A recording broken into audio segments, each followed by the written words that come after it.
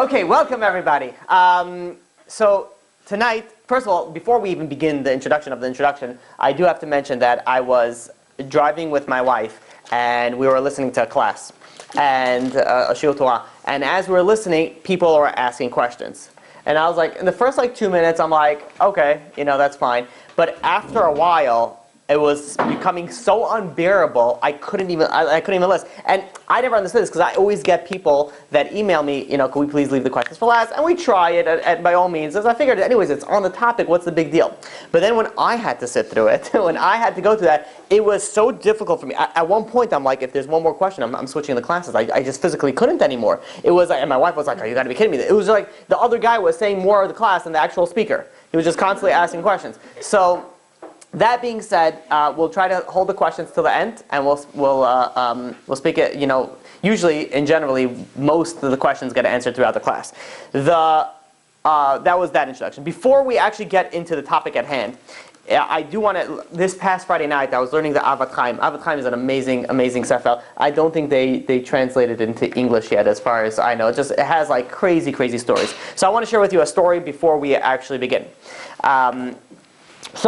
This is a story that is that the Abbas Chaim brings down on Pashat Vayetze, and he goes on and he says, there are certain speakers when you go and you listen to the speakers that they motivate you so much that you're able to change your whole mentality, but it lasts for about 2 to 3 days, and then you're back to normal. Then you have speakers that are able to give you a speech, and then it's whatever that motivates you, that your mind is on it for a whole month. And you're completely enveloped in whatever he said. And then there are other speakers, or it doesn't have to be a speaker, it could be a rabbi doing something based on something miraculous that happened, and because of that, people change 180 degrees, and they become completely religious, completely about tshuva 100%.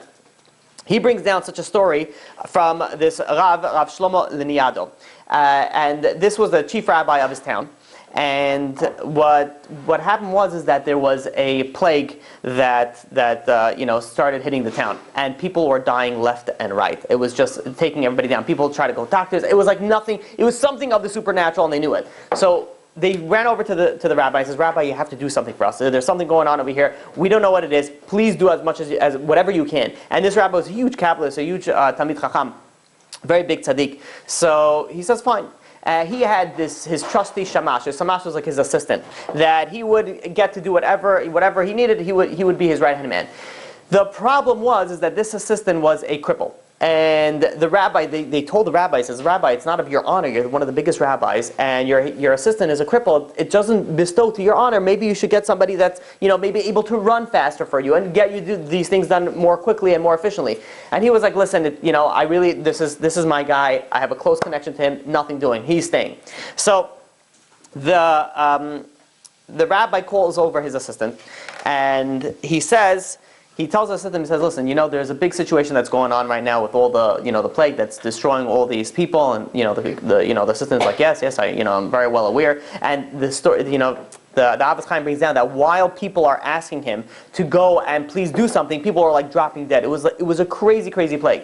So he tells his assistant, the rabbi, "We got to do something about it." So the assistant was like, "By all means, let's do it." So he says, "Well, this is what we're going to do." And the assistant's like, "Okay, what are we going to do?" So he says, "I'm going to write a note." The assistant's like, "Oh, awesome." And he takes a note, he takes a piece of paper out, writes a note, and puts it in an envelope, and he says, "Take this note."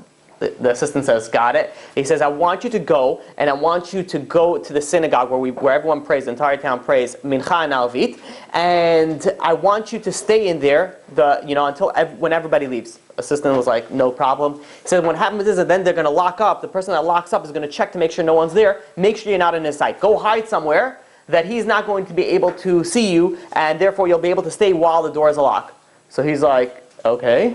And then the rabbi goes on and says, "Now, after a certain while, what's going to happen is that the entire synagogue is going to filled with demons, destroyers, damaging spirits and things like that." And he's like, "Whoa.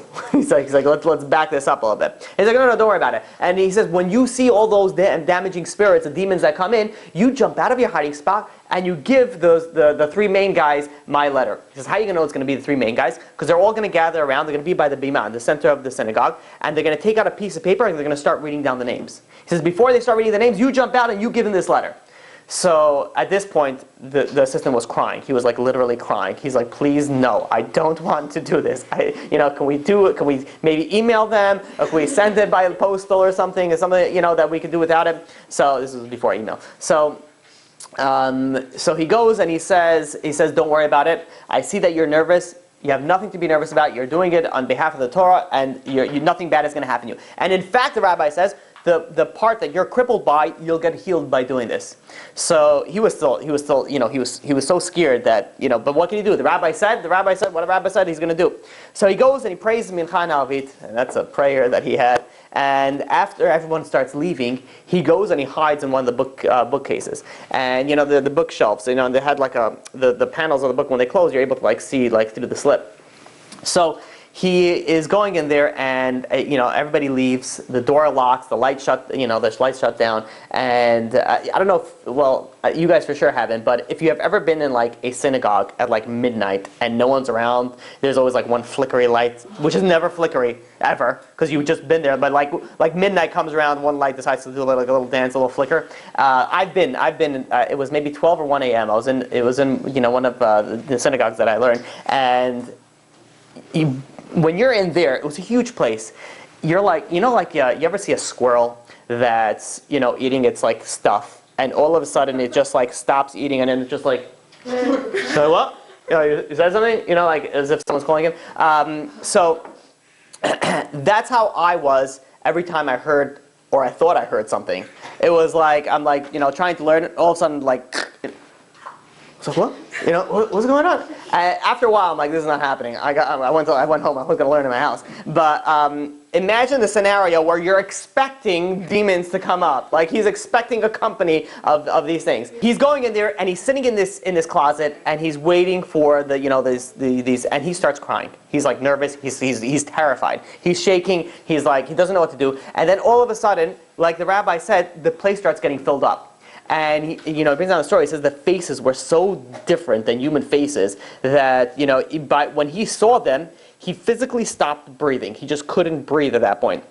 And he saw that they were all coming, and just like the rabbi said, they came on the bima. They came over there in the front. There was one of the large ones over there took out his scroll. He was starting to about to read it through, and in his mind, the assistant was sitting in there, and he was like, let's do it. He was pumping himself up. All of a sudden, he jumps out at the thing, and the second that he jumps out, he realized that he's not crippled anymore. He runs up to the front of to the main demons. He takes out this letter, and he's like, here. Or he's like, here, and he takes it. The head demon takes it, opens up the letter, and starts reading it in. And he's like, this is signed by the chief rabbi of Shlomo Liniado. He says, we're not allowed to be here anymore. He's like, everyone, I'm packing up. We're going to Baghdad. And they left. He's just sitting there, what just happened? They all just left, and he didn't even know what to do. So he just ran right away to the rabbi's house to tell him what happened. The rabbi was, opened the door. He said, Baruch Hashem, I'm so happy that everything went out okay. And what happened was, when people heard about this story and they heard about what happened, the people changed 180 degrees. They changed 180 degrees. Wow, that's unbelievable. The rabbi was able to do it. They see the truth. They see what goes on, and they see what the sins actually do to the people. Because that's the whole reason why there was an epidemic. The reason why I thought this story was appropriate for today's topic is because today's topic is a topic that I prepared over 3 years ago. I had it prepared. I have it written up. I never gave it before. I wasn't sure if I was ever going to give this topic. I found it interesting and fascinating, and I was very on the fence if I should ever give it, I shouldn't give it, and you'll probably see as we go on for the stories why. But I recently did a topic, a very men-sensitive topic, but it's also for women, on wasting seed, on guarding your eyes. Yes, it is. I would say so also. Guarding your eyes and things like that. And this is a topic that sort of builds on those types of sins, but a little bit more an advanced level sinning. So, and you'll see what I mean as we go on with the topic. So this is a very, very important topic, and I think one of the most important reasons I found for giving this topic, it shows you the severity of these of certain sins, and it shows you how real it is and what actually goes on after somebody dies. What's really in the I guess, life after death, what could actually happen. This is a topic that, if people are sensitive, I would not recommend to, well, you know what, learn it, be sensitive, wake up maybe a little bit in life. What? You go to, what is it, Gehenna? What was it called? Gehenna. Gehenna, and your soul gets washed off if it's your most... Oh, this is going to be like a cake for Gehenna, what we're dealing with today. Yeah. So, and not like the good cake. If that exists. Okay, anyways, so a few things that we want to know. We're going to learn from this also the severity of certain sins. We're also going to, figure out, before when I was giving this when I was preparing for this topic, actually, it was like 2 days ago, I decided that I was, let's see what science says about this topic. And I started searching it, and then I was like, I didn't even feel the need to go into any more research on it, because of the two largest religions in the world, Christianity and Islam, they both state that this is an existence. And in fact, the Vatican in the 1600s, they wrote out a guideline on how to do an exorcism, and then they revised it in 1999. I don't know what took them so long to revise it. They should revise it again because they're probably all wrong. Anyways, but they do have, it's known. Islam is also, it's known this thing. There was documented cases that they had it. So the question is that we're going to try to discuss is that if it's documented that, let's say they had a priest that did an exorcism and then it worked. Now, maybe I would venture to say that the majority of them were not actually real, possessions. But let's say one there was, and they were able to exercise it. How is it possible? If ours is the real religion and theirs is the fake religion, then how does it work? How do they have the power to do anything? So we're going to speak about that. We're also going to speak about what is the purpose of getting possessed. Like, why does this thing happen? Okay, so. To begin, we have to first give a little bit of an introduction. I think this is the third introduction that we're giving today. So on the introduction on what goes on after a person dies. We spoke about it more in depth in the reincarnation class, but that was a while ago. There's a few options that you can go to, after you die. There is heaven, which is, yes, please, one ticket. And there is hell, which is, no please, pass. Then there is reincarnation, another option. Then there is another option, which, I don't know why I'm saying option. It's not like you go up there and be like, yes, welcome to the afterlife. Door number 1, we have heaven. Door number 2, we have hell. Would you like to see our further with us? Be like, no, it's okay, I'll just take the first one. I don't even hear the rest of the menu. But it's not options. You don't have options. You have options here to decide of which door you're going to go down into. But once you get over there, the options are already decided for you. So you have heaven, you have hell, you have reincarnation, you have something else called kafakela. Kafakela is like the in limbo state. You're neither here nor there. You're not in heaven, you're not in hell, you're not in reincarnation. You're sort of floating. But it's not like, cool, like I'll go visit Paris, I'll just like float over there. It's very, very, very, very, very painful. It's worse than hell. It's worse than hell to be in this, situations. There are, so these like floating spirits in limbo are the spirits that did so much sins that even they can't even enter hell, which means that they have to get cleansed before they even go into hell. And to understand that is, think of it like, when a person goes and he does a sin, so there's something called a klipa. It's like a shell that surrounds that person. It's not like a shell, like a cool shell, I have a shield. It's a very, very negative. It's like a stain. But think of it as a klipa, as a shell. The more sins that you do, the thicker and the stronger the shell becomes. Now, after a person dies, there is what happens is there's 4 angels that come in and they grab the extremities of the person and they violently shake this person, and not like in a nice massage way, like violently shake it to get all the klipa broken and off so they can remove the soul. So think of it like this. Think of it like, imagine that you have a car that has not been cleaned in a very long time. And you want to clean out the car. So sometimes vacuuming is not enough. You have to take the floor mats and you have to start like whacking it against like a metal thing, and and then there's like, it looks like a nuclear explosion with all the dust that comes out. Then with the first time that you hit it, so a lot of smoke comes, a lot of dust comes out. The second time, also a lot, but a little bit less. And the more that you hit it, the more cleaner it becomes. Think of it like that. So it's sort of like you're cleaning the klipa off the person. So now the people that have a very, very, very serious, klipa, and they're not able to, due to certain sins, they are left roaming in the world, and it's not just roaming like just chilling. You are getting tortured by these mazikim, these like damaging angels, these like demonic beings that they're constantly torturing you as part of your sentence. So these souls that are in the limbo state, these are souls that have the ability to possess other human beings. These, if you think of it, like the idea behind haunted houses or whatever, things like that. Generally, so there's the demons, let's say, that they could be there. There could also be souls, and that's, like let's say you're in a house, you're all by yourself, meaning that we were speaking about the topic, and all of a sudden you're sitting there, and just picture this: what happens? You're looking at a closet, and the closet door just opens by itself. So you'll probably be like, well, first of all, your heart is going to go like 7,000 times a minute. But then imagine while you're looking at it, like things just start falling out of the shelf. Your next step usually is packing up your bags and moving away from that house. You're leaving it. But what can that, again, this is not a very common thing. But what would that be? That would be either, a demonic thing, or it could be one of those type of spirits of a haunted, type of a situation.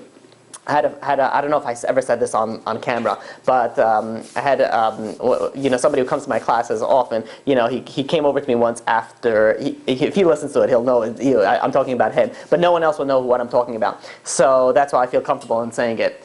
That he was once in a house, and he was on his phone, and he was visiting, so he was sleeping in one of the other rooms, and the place was dark, and he looks at his phone. And accidentally, I guess he was going for one of the apps, and he accidentally hit the camera app. So it showed him what was going on in the distance. And he looks at it, and there's like a form of an old woman. And he looks away from the camera, and there's nothing there. And then he looks back at the camera, and it's there. What? It's there? It was there on the camera, but it was not on there. He said it was like this blue. So now that we finished the introductions. Okay, now we could actually, begin. So, and also there's a proof for this. So I first have to mention where I get most of my sources from for this class. So from this class, there's a sefer called Minchat Yehuda. Today's class is brought to you by Minchat Yehuda. This is Rabbi Yehuda Fitaya. This was recently put into English, and it's a phenomenal sefer. He has this rabbi was his specialty. One of his specialty was he was a very, very big Kabbalist, lived in the late 1800s, early 1900s,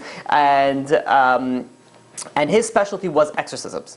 He actually speaks a lot about it. He has a whole section, the spirits that speak about this. So a lot of the stories that we're going to come out from, except for the first one at least, is going to be from his sefer. So and he brings down that in Yechezkel, chapter 37, verse 9, it speaks about that when they were resurrecting the bones, it says that the spirits were coming from all four corners of the world. Why were they coming from all four corners of the world? Because they were roaming the four corners of the world, and that's why they had to come back. Which means these are spirits that were roaming. The final point before we really begin is the way that we're going to discuss this class. It's going to be a series. I don't know how many classes it's going to take us. Maybe 2, maybe 3 max. It will be the way that we're going to learn about this is through stories. And you're going to gain, so the details that I'm going to tell you in the stories are very, very important because I'm going to make sure to say specific details in it. So those are going to give you a lot of information, and we'll learn a lot from it, from these stories. So the first story comes out in the time of the Arizal. At the time of the Arizal, there was in Tzfat, there was a certain person who had an inn. He was an innkeeper, and one day he was walking through his halls, and he heard, it was late at night, and he heard this crazy screech and a scream, and he rushes to where it comes from, and he hears that it comes from, he had a certain tenant that would rent long term from him. It was a widow by the name of Naomi. So he heard a scream, so he knocks on the door, and to see if everything's okay, and the door is just like open slowly by itself. So he's like, is everything okay inside over there? No answer. So he opens the door a little further. It's dark in the room, and he's like, Naomi, is everything okay in here? And there's still no answer. So he takes his lantern. There was no light switch. It was 500 years ago. He takes his lantern, and he lights it. He picks it up to try to light up the room, and he sees that the woman is sitting with his back towards him, very, very stiff, facing the window. So he's like, Naomi, is everything okay? I heard a scream over here. Not a move, not a sound coming out of her. So he goes on and he starts walking a little bit closer with his lantern. He's like, Naomi, are you okay? Nothing. And so he goes around to see her, to take a look and see what's going on. As he brings the lantern close to her face, he sees her face, he drops the lantern, and he runs out. He saw her, and she was, he also screams, and, he runs out. Her face was completely paralyzed and twisted, and her eyes were like bulging out of the socket. The face, the veins on the face was as if they were going to explode, and she did not blink. There was and that, by the way, is one of the scary. For me, it's like, have you ever spoken to somebody and they don't blink for like a certain amount of time? They're talking, but you're like, wah, wah, wah, wah. You're like, just blink. Like, why not blink? Like, here's some dust, So that she didn't blink. She didn't, and he just got so flipped out from that he just ran out. It was the middle of the night. He ran to the doctor's house. He's like, there's something wrong with Naomi, one of my tenants. You got to come look at her. So he quickly gets dressed. He quickly gets all the stuff, and he runs over to the inn. He goes over to the inn, and the doctor comes into the room, and he's like, and she's still in the same exact position. And he's like, Naomi, are you okay? Is everything okay? And as he's talking to her, he sees that her face begins to tighten even more, and her eyes get wider and wider. And then a voice comes out of her, but it wasn't her voice. It was a male voice, and the male voice that comes out, and the voice says, I'm not Naomi. And he says, and the doctor's like, you don't need me. You need like a rabbi or something. This is not. We did not learn this in medical school. So he says, so the doctor says, we want to help you. We want to try to help you out, and we're going to get you a rabbi. So the voice, goes and he says, you're going to help me? He says, you're going to help me like you could help yourself with all you and your nightmares. So the doctor was, suffered from nightmares. So he's like, what do you mean about my nightmares? So he's like, and I know that you suffer from nightmares. He's like, so the doctor was going to test him. He's like, oh yeah? He says, what did I dream about tonight? So the spirit said, you didn't fall asleep yet, which was true. So he was like, okay, what did I dream about last night? So the spirit said, last night you had a dream that you were learning Zohar with your rabbi, and when you looked down, you saw that you weren't wearing any clothes, which was also true. He had that dream. And the spirit went and then interpreted the dream for him. He says, you know what, this is the reason why you had that dream is because that you're trying to learn Kabbalah when you didn't do the basic stuff yet. You're jumping way too hard, ahead of the game. And so while they were speaking, there was a crowd that was, going around it. I mean, there was no entertainment back then. This was like someone scream. Let's go, everybody. So they're like, they gathered around. So one man over there was like, he saw this, like, they were telling things appear. So he's like, oh yeah? He wanted to test the spirit also. He says, what's my wife's name? So the spirit says, you don't have a wife. And the spirit goes on, and you'll never have a wife if you keep on thinking that you're the smartest man in the world. And, he was like, all right, guys, have a good night. Anyways, they went and they called a rabbi from the Arizal Shul. It wasn't the Arizal, they called someone from the Arizal Shul. So this rabbi comes in, and as the spirit sees this, the rabbi, so the spirit goes and says, my rabbi, my teacher. So the rabbi goes over and says, do I know you? Like, who are you? He says that it's me, it's your student. I'm Ezra. I was in your yeshiva in Egypt. So the rabbi grew wide-eyed. He says, what happened to you? How did you end up like this? He says, you were in yeshiva. So the student goes and he says, Ezra, this was the soul's name, now told his name was Ezra. He says that, when I came to learn your in your yeshiva, I didn't come to learn because I want to learn about Judaism. He says, I came to learn as an intellectual, stimulation. I learned philosophy beforehand. I learned sciences. I wanted to learn also the Talmud. I wanted to learn, get to know about the more world. I didn't care about that. I didn't internalize any of the learning. And I believe in South Korea. That's the good Korea, right? Yeah, the South Korea. They actually teach Talmud over there. They actually teach it. And someone told me also in India also, they also teach Talmud. Now, it's not because they're teaching Talmud, but like, let's see the secrets of the universe and what the Torah has to say about it. They're teaching it because it's very advanced. And if you're able to grasp the knowledge of the Talmud, then you'll be able to almost get anything else. So he says that's why, the learning didn't do anything for me. I didn't internalize it. So he says that after I left the yeshiva, he says I ended up, committing all the sins possible in the Torah, and I was banished from hell, and I was left to wander. So The rabbi was so shaken, he ran over to the Arizal. He says, he told the Arizal what happened, and the Arizal says, don't worry about it, it's not your fault. You did whatever you could do for this student. This is all in his hands. So he says, but I'm going to send Reb Chaim Vital. Reb Chaim Vital was Arizal's right-hand man. He wrote all the Arizal's Sfarim. He put it into writing.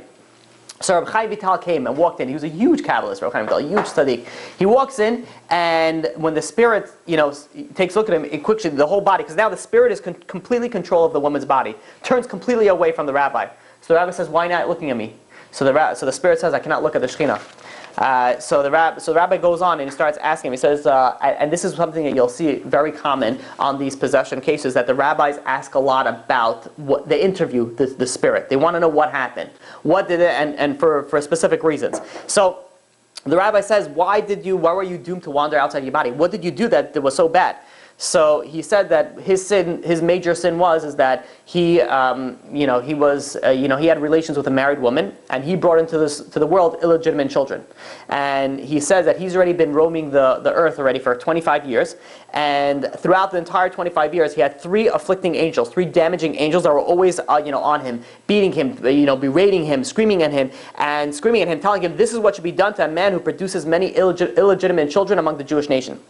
And he says, I'm only safe when I get into this widow, which is why one of the reasons that people the spirits want to possess the people is because there the damaging angels can't hurt them, so they feel safe inside over there. So the spirit goes on and he says that the suffering that I had to go through that anybody has to go through in the wandering stage is 60 times worse than what you have to deal with in hell.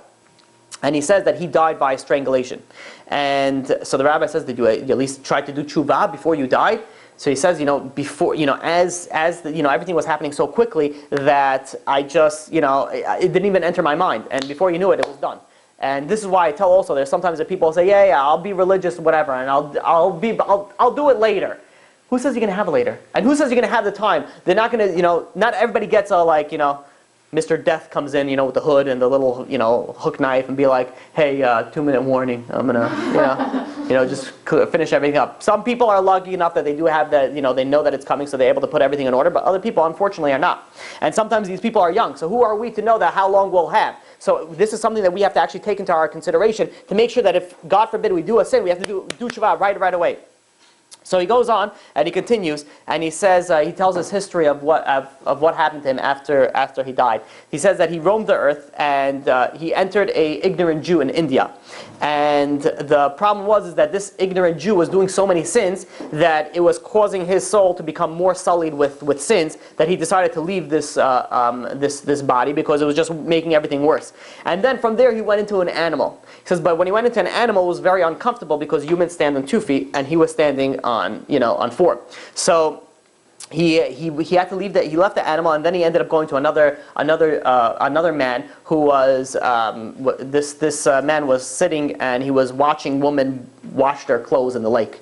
And from there he went and he entered this body.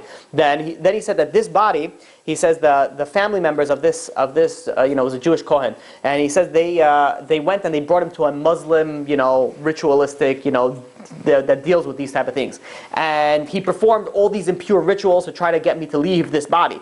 And he says the acts of sorcery that he performed to me made absolutely zero difference on me, zero dent on me, but he says all this act of sorcery was making my soul more and more impure. I said I had to leave just for the fact that it was just making everything worse, which we see over here, by the way. You see, sometimes you'll see cases that's documented in the Christian literature that this priest was able to exorcise so many different spirits, not because they have any truth in it, but because they constantly put this impurity, this avodah zarah, into the spirit. So chalas, this is enough for me. It's making me worse, and it leaves. And in fact, so then you could say, okay, but listen, at least at this end of the day, they're getting it works. It takes them out of the possession.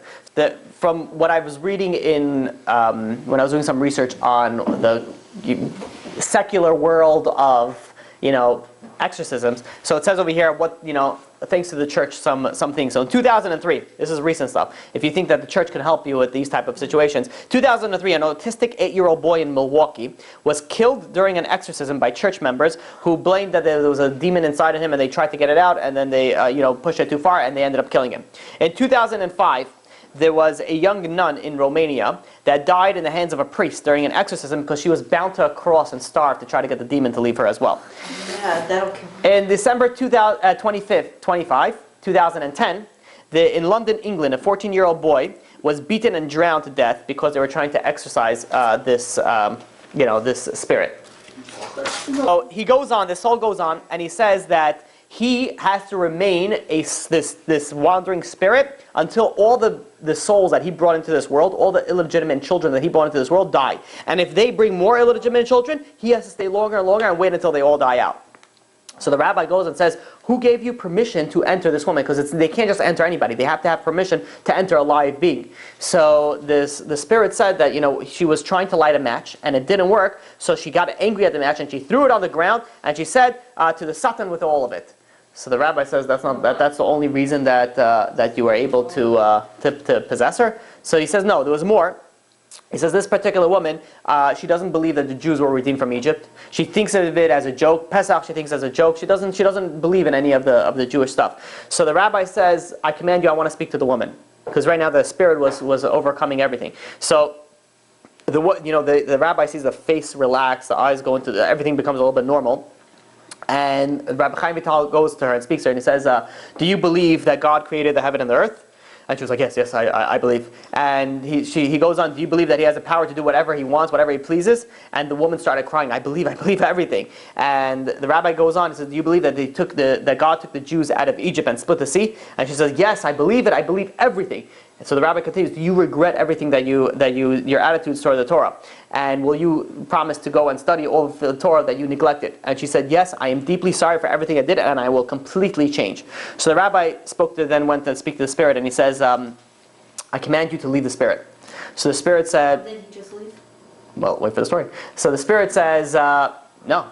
I'm not leaving, I'm quite comfortable over here. And he says that the spirit goes on, he says, and if you try to force me, I'm going to hurt the woman, I'm going to harm the woman. So the rabbi says, no, you're not going to harm her at all. You're going to leave her from the small toe on her foot between the nail and the skin. A part where the least uncomfortable for the spirit, for the woman that the spirit would leave. So, and then the rabbi didn't wait for the spirit. There wasn't a negotiation table. He did something called unifications. Unifications are tikkunim. And this is how you exercise a spirit. It's special verses based on Tehillim and based on Kabbalistic verses and angels' names that you say these things and it causes tremendous suffering and pain to the spirit inside. Now, if a rabbi would say it to a room full of people, it would be no effect because you all have your own one soul and you're not possessed. But if somebody would be possessed, that would cause tremendous pain and suffering to the spirit, and it would manifest itself into actual physical, like shaking and screaming and crying from the person who's possessed. So on the flip side, even though it's very painful and it's a tremendous amount of suffering for the soul that is that possessed, at the same point in time, it actually cleanses the soul. It actually cleanses them. Schizophrenia or something like that. Based on, well, that's why we'll speak about that as well. So he goes and he starts putting these unifications, and all of a sudden she's kicking and screaming, and all of a sudden her right leg kicks out, and she lets out a large scream, and then a powerful wind goes through the entire room, and then it's like quiet and calm, and everyone's like peeking out from behind there, like where they were hiding, and they were like, is it safe? Is everything happened? So because the woman was relaxed, she was laying down, and the woman opens her eyes, and the rabbi asks her, how are you feeling? So she stands up and she's like, I'm feeling okay. And the rabbi says, it doesn't say anything. It actually just stares at her. He's like, for like a minute, and then he's like, say Kriyat Shema. And she's like, what? He's like, say Shema Yisrael. So she's like, why? He's like, it's not so difficult, just say Shema Yisrael. And she's like, listen, I just went through this whole deal. I'm so tired. I'm so laid out. He's like, it's very, I can't say it right now. He's like, no. He's like, say Shema Yisrael right now. And the woman stands up to full length. She has this hideous smile that turns up in her face, fills up her mouth with saliva, and starts spitting at the rabbi. The rabbi pulls out a shofar, starts saying his tikkunim again, and the woman falls back, back in pain and squirming back and forth, and he's saying the tikkunim, the unifications again and again and again and again, to the extent that it was actually foaming from the mouth of the woman. Until finally, after a certain amount of time, the woman, like jolts, and then you hear that the window breaks, and it actually took part of the wall as well with it. And the rabbi was satisfied. He says, now she's clean. He says, call the doctor, make sure everything's okay. The doctor came in, everything was fine, everything was cleared. Story's not over yet. The next night, the woman is very, very nervous to sleep alone. So she calls one of her friends and she says, "Can you please, sleep in my room? I can't sleep in it." So her friend, I guess one of her friends from growing up, says, "Not a problem. Yeah, of course. Well, I understand what you're going through."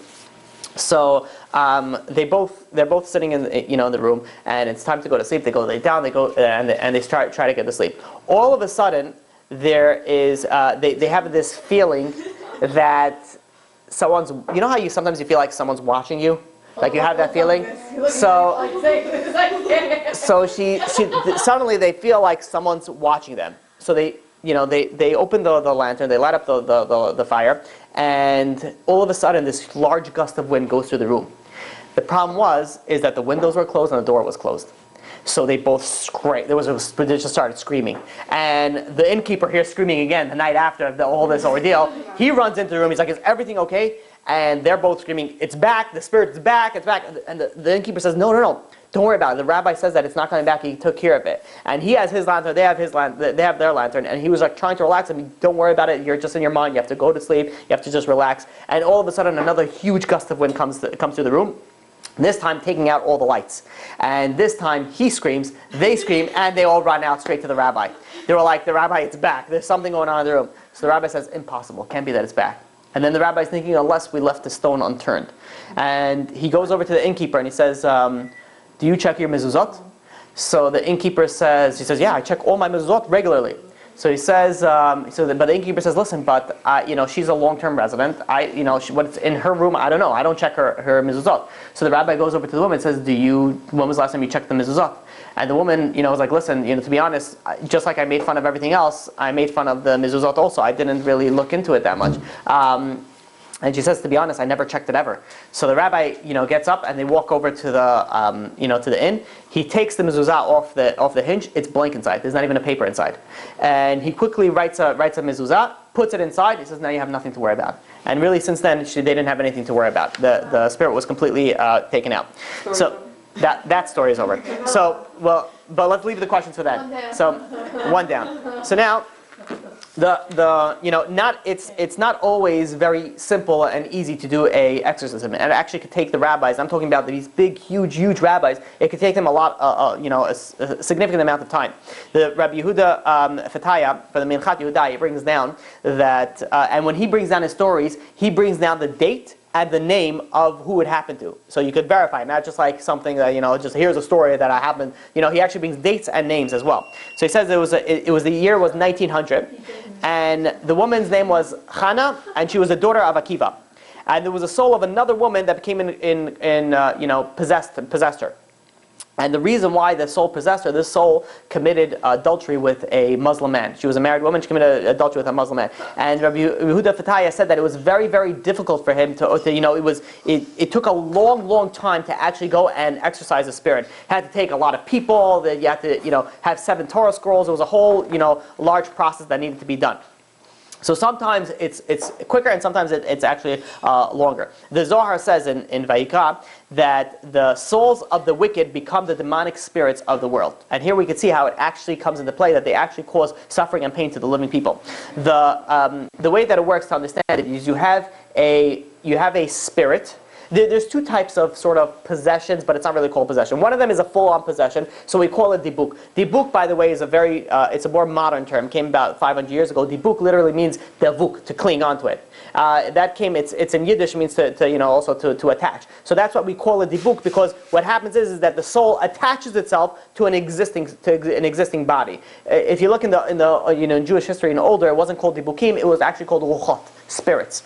So these, the one way for it to be possessed is that actually they go into the spirit, to the body, and they completely take over the entire body. That is a complete possession. There's another thing called an ibul. An ibul is not really a possession, but it's where you have another soul going inside to you where you are. There's 2 souls inhabiting one body, but the difference is that you're not aware of it. it's sort of very dormant, very hidden, and you don't know anything about it. Where it comes into effect is if, let's say, the one soul, the body, let's say, sins in a certain way, the soul that's inside, that extra soul, if it was associated with that sin, it would cause that person to sin more and more and more on that particular sin. And the flip side, it could also be a holy soul that comes in, and that just helps you in certain aspects. This is more, we spoke about it in the reincarnation class, it's called Ibul. But what we're dealing with is not that Ibul type, but we're dealing with an actual possession where it's fully possessed on the body and it takes full control.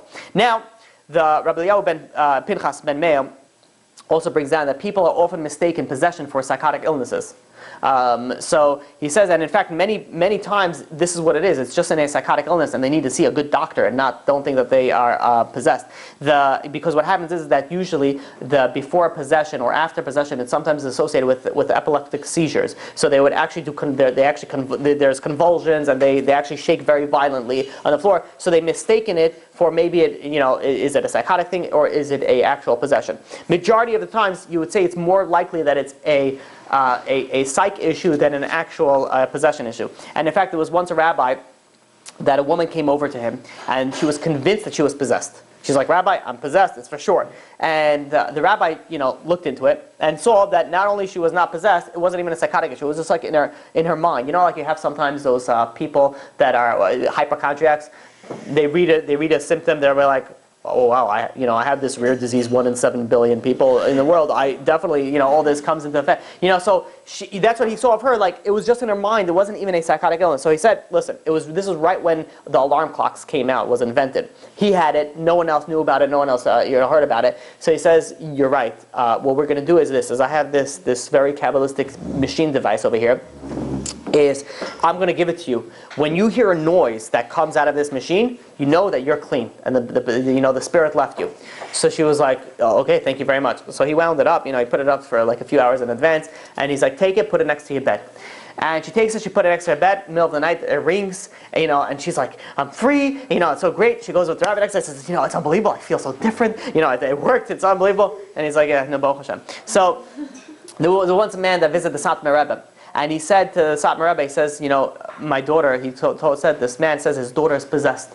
So the rabbi went and scrutinized the daughter, and he says, "I could refer you to a good psychiatrist. She's not possessed. She needs to seek medical attention." So to know how to properly diagnose this possession versus something that is psychotic will give you some criteria so that you can go out and you can diagnose these things yourself. I'm joking, please don't. This is by no way mean or any way of form a validating that saying, yeah, this is 100% of possession, but this is some criteria that you would see in possessions versus as you wouldn't see in other places. So number one is that the victim does not speak in their own voice. They speak in a different voice. Generally, it could be a high-pitched, sort of like a young boy voice that comes out. And number two is that this person, when they speak, their lips don't move. There's like nothing that moves on the lips, the voice that comes from somewhere else. Number three is that this person, and by the way, you could see when we did the first story, that her face was very twisted. Her lips were closed and voice was coming out. And number three is that they could tell you something that they would have never known otherwise about you. Or they could also tell you something that simultaneously is happening at the same given point in time somewhere else. So in our first story that we said, it was the fact that the spirit was able to tell about the dreams about the other person that's not married. They have information that they would ordinarily never have. That's how you know also it's a possession. There's another thing that's not always recorded and it's not always known, but sometimes there is a small mobile mass on the body, and that's where the spirit resides. It looks like it's a protrusion in the body. Okay. So the Shar Gilgulim, that Arizal brings down, that it actually helps both the victim and the invader. It helps both of them. How does it help the soul that possessed? Because through the unification, through the tikkunim that the Kabbalist does, it actually cleanses the soul. So it actually helps the soul itself. But how does it help the person that got possessed? The answer is that it causes the person to be to introspection and start usually you only need one possession and you changing your life. That's all you need, and then your life is completely changed. You look at the woman in our first story, her life was completely changed by one possession. So ultimately, even though it's a very, very difficult thing to go through, ultimately it does help the person change. There was a story brought down by the Lev Eliyahu. We'll finish soon. Maybe we'll do this last story, and we'll finish with this. There was a story brought down by the Lev Eliyahu that there was a certain Torah scholar that was a merchant. He was a very wealthy man, and he was also very well learned. And he had one daughter, and he wanted his daughter to go and marry a very, very big Talmid Chacham. So he offered. He went to the yeshiva and says, I want you to get me the best guy, and I'm going to give, this guy could live in my house. Back then, it was a very, common thing for people who had money. They would take the son-in-laws, they would live in the house so that they don't have to worry about money, they don't have to worry about financing, food, nothing. They sit and learn Torah all day, and the father-in-law takes care of everything, financial-wise, and they don't even have to live anywhere else. So, he says, you could live in my house for X amount of years, and I'm also promising a very, very large dowry. So, fine. He got a very good big Talmid Chacham. And that's how they got married. The Talmid Chacham went, and he learned day in and day out, really was learning the entire time. And after a lot of time finished, and it was time for them to go out, as the husband and wife were talking, be like, so what are we supposed to do now? The wife says, how are we supposed to make ends meet? Where are we supposed to get food from? Where are we supposed to get money from? So the husband said, listen, I'm learning for so long, I can't leave the Torah. I have to learn Torah. We're gonna have to figure something out. So the woman thought, she said, listen, we still have the large dowry that my father gave us. She says, let's invest it in a store. We'll buy a storefront and we'll do business through the storefront. She says, I'll take care of the store the entire day, except for 2 hours. 2 hours a day, you got to take care of the store. So he says, fine, that sounds like a fair deal. And that's what they did. They went and they invested in the store. And that's what happened. For the first 3 months, he went and he learned day in and day out. 2 hours a day, he was working in the store. But after 3 months, the 2 hours turned into 4 hours. And the 4 hours turned into 8 hours. Until it came a certain point in time that he couldn't even open up a Gemara anymore. He was so involved in business that he couldn't learn anymore. So it was one Saturday night, it was Motzei Shabbat, and it was after midnight, it was a huge snowstorm, and the woman, the wife, she was going out to clean the dirty water, she was going to spill the dirty water out of the house. And she went out of the house, she spilled the water, when she came back into the house, she was as if she was choking, she couldn't speak. So the husband didn't know what to do, so he quickly ran, and he ran to call one of the doctors. He says, there's something wrong with my wife, I don't know, I mean she's breathing, but she can't, it's as if she's choking. So the doctor comes in, checks her out, says, to be honest, I don't know what's wrong with her. And they went, and this doctor called on specialists, and they went from doctor to doctor, no one knew what was going on with her. Until people started talking in town, maybe she's possessed, maybe there's something inside of her. So they went and they traveled to a nearby town where there was a very, very great rabbi, Mekubal, by the name of Rabbi Mendel. And they went, and this rabbi, they brought him to the rabbi, and they said, listen, this is her situation. We went to doctors, there's nothing, maybe she's possessed, we don't know what's going on. So the rabbi goes, and he starts speaking to her. And as he's speaking, all of a sudden, her lips were completely closed shut, and a voice started coming out. And her stomach started raising up, and her voice started coming out. And people that were around her would be like, we knew it. It's a dibuk, like she's possessed. And the rabbi says, no, he wasn't so sold if it's true. As he's speaking to this to the soul, he says, tell me, who is with you? So the soul goes, says, I have 5 destructive angels always with me. So the Kabbalah says, what are their names? And the Kabbalah and the soul goes and it says, and it tells them their names.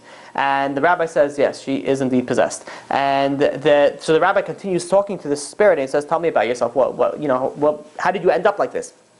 So he says that he was actually a yeshiva bachar. He was a yeshiva boy, and when he left yeshiva, he went to Africa. And when he was in Africa, his friends completely corrupted him over there, and to the point that he actually ended up committing most of the sins of the Torah. And one day he was traveling on a wagon, and he fell off the wagon, and he was killed. And since then, he was wandering throughout the entire, since the day that he died. So the rabbi asked him, again, very common question that they asked him, why didn't you do repentance? Why did you do tshuva? So he answered, he says, because of the fear and the craziness at the moment, he forgot it and it didn't enter his mind, and before he knew it, everything was over. So the rabbi says, well, how did you get permission to enter this woman? So the spirit started laughing out loud. He says, this girl's mother and her husband's mother, and the husband's mother, both of them already passed away from the world, they pressured heaven that somebody should enter them. She says, why? What did they do? So he says, because if they don't change something very quickly, he says they're not going to have anything to stand, not in this world and not in the next world, because she took her husband away from learning Torah. So the rabbi quickly went over to the husband, and the father-in-law was there also. He says, you promised to go back into learning Torah, and he's like, oh, whatever you say, we're doing. He says he started to do Torah, and they started learning Mishnayot for the soul, and they started the unification process, the tikkunim. And as they were doing the tikkunim, the woman was sitting on a chair, and as it was getting closer that they saw that the spirit was actually about to leave, the woman fell off the chair, started rolling on the floor, saying very loudly Shema Yisrael, and then all of a sudden her fingernail in one of her hands, then the pinky, burst open, and then a glass in the window just completely broke, and then she became completely quiet. So they said over the story to Rabbi Lopian. Rabbi Lopian, he passed away in the 1970s, in the early 1970s. And they said, this was a story that happened. He says, and we hear that it's true. And the rabbi says, yes, it is true. And he says, how do I know it? Because I heard it from the father of the woman. He says, he heard this story from the father of the woman. And he says there was just two different parts of the story that I heard. He says, number one, he didn't fall from a wagon. He actually was traveling on a boat and he drowned, and that's how he died. And number two, he says some extra information is that this dibuk, this spirit, he would, when he was possessing the woman, he would actually cry sometimes. He would be, he'd say like a very, he was just so scared of what's going to happen to him when he leaves, and the destruction of angels and what they did to him and what they're going to do to him. But as he was saying all these, how scared he was and how much he was shaking and how much he was crying, in the same sentence, like a few seconds afterwards, he started speaking with complete nivul peh, like speaking very, very dirty language, cursing, very vile language. So they asked him, he says, I don't understand. He says, at one hand, you're so scared of what's going to happen to you. But on the second hand, you're speaking so disgusting. How does that work? You're in the next world already. You don't have free will anymore. Like, what is going on? So they said, the spirit goes back and says to them, he says, the way that you die is the way that you're going to be over there. There's no changing afterwards. The way that you die is the way that you're going to be. And he says, this is how he was when he was alive. He could not change afterwards. He could get cleansed, but he cannot change. The way that he was is the way that he's going to be. And that's, Rabbi Lopian will go on and say, he says, that, look how scary it is. He says, the only time you have a chance to change anything in your life is only when you are here right now. Afterwards, it's game over. There's nothing that can be changed, and that's the way that you'll be on for forever. It says how careful we have to look in our lives, and how careful we have to look into ourselves, and make sure that we are who we really want to be. Make sure we are on a level that we feel comfortable after 120. Be like, yeah, this is me. This is who I am, and this is what I achieve. Bezat Hashem will continue next week with continuation of the topic.